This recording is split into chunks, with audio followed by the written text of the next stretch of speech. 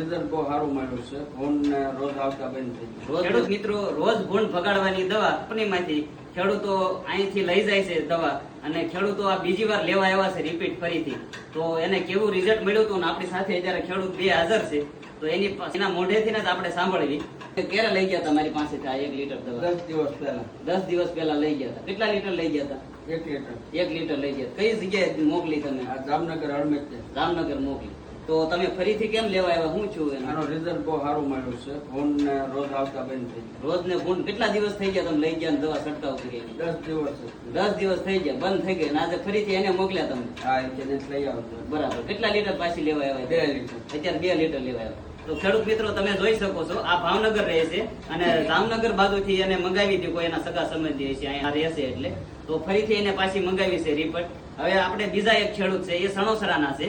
તો હવે એનું તમારું નામ જણાવજો અમારા ખેડૂત મિત્રોને. મારું નામ પ્રવીણભાઈ. હા. અમારા શેઠા પાડોશી છાંટેથી 10 દિવસ થઈ ગયા, રિઝલ્ટ સારું છે એટલે હું 2 લીટર લેવા આવ્યો છું. બરાબર. તમારા શેઠા પાછું પાડોશી? શેઠા પાડોશી. બરાબર. એને તમને કીધું કે આ દવાનું રિઝલ્ટ સારું છે, તમે 100% રિઝલ્ટ છે. બરાબર. તો એટલે આને કેટલો સમય થઈ ગયો ને હજી નથી આવ્યા એવું કીધું? 10-12 દિવસ થઈ ગયા. 10-12 દિવસ થયા છે છંટકાવ કર્યો, હજી નથી હજી આવ્યો. નથી. તો ખેડૂત મિત્રો આ દવાનો 15 દિવસ અસર રહેતી હોય છે, પણ રસ્તો બદલાઈ દે તો 15 દી મહિનો પણ નથી આવતા. તો ભૂંડનો ત્રાસ તમારે પણ હોય તો તમે પણ મંગાવવા માંગતો હોય તો ડિસ્પ્લે ઉપર કંપનીનો નંબર આપ્યો છે, તેમાં સંપર્ક કરી અને વધુ માહિતી પણ મેળવી શકો છો, અને ઘર બેઠા તમારે આ રિંગરેજ દવા પણ મંગાવી શકો છો.